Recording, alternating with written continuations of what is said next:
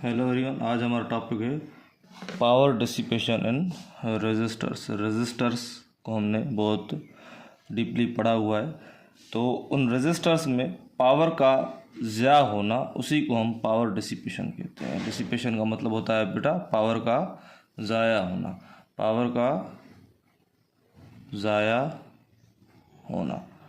ठीक है बेटा। अब ये एक हमने सर्किट बनाया हुआ है, इसमें हमने एक रेजिस्टर लगाया है और इसको हमने एक बैटरी से कनेक्ट कर दिया है। अब जैसे ही हम बैटरी से इसको कनेक्ट करेंगे बेटा, तो चार्जेस फ्लो करेंगे, पोटेंशियल डिफरेंस भी क्रिएट होगा, तो उनमें कुछ ना कुछ एनर्जी भी होगी। तो वो जो एनर्जी जब रेजिस्टर से गुजरती है, वो चार्जेस जब रेजिस्टर से गुजरेंगे, तो हमें पता है रेजिस्टर में फ्री इलेक्ट्रॉन्स भी होते हैं और फिक्स्ड एटम्स भी होते हैं। वो जो फ्री इलेक्ट्रॉन्स और एटम्स के बीच में जो कोलिजन होगा, उसमें जो पावर का ज़्यादा होगा, उसे हम पावर डिसिपेशन कहेंगे। तो इसकी जो डेफिनेशन है, energy dissipated per unit time in a resistance is called power dissipation in resistors. Now इसकी डेरिवेशन स्टार्ट करेंगे। डेरिवेशन हम अब पावर डिसिपेशन की कर रहे हैं, तो बेसिकली हम बेसिक डेफिनेशन जो पावर की होगी उसी से स्टार्ट करेंगे। तो हमें पता है जो पावर की डेफिनेशन है वो होती है बेटा work done per unit time. अब work done per unit time is known as power. Work done के हमारे पास जो फार्मूले होते हैं बेटा क्या होता है, एक तो होता है एफ इंटू डी। अब यहाँ पर कौन सा डिस्प्लेसमेंट और फोर्स लग रहा है, मुझे तो नहीं लग रहा कि ये हम फार्मूला इस्तेमाल करेंगे। एक और फार्मूला इसका होता है बेटा वर्क का, उसके बाद आप खुद डिसाइड कीजिएगा कि वर्क डन का कौन सा फार्मूला हमें इस्तेमाल करना चाहिए। पोटेंशियल डिफरेंस का कॉन्सेप्ट आपको पता होगा बेटा, work done per unit charge.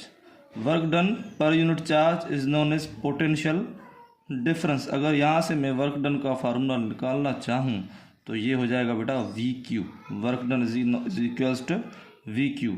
तो इस डब्ल्यू की जगह वी क्यू के मैं पुट करूँगा। तो आइए, P is equals to V Q by T. अब यहाँ पर आपको बेटा Q बाय टी दिख रहा होगा। Q by T charge per unit time.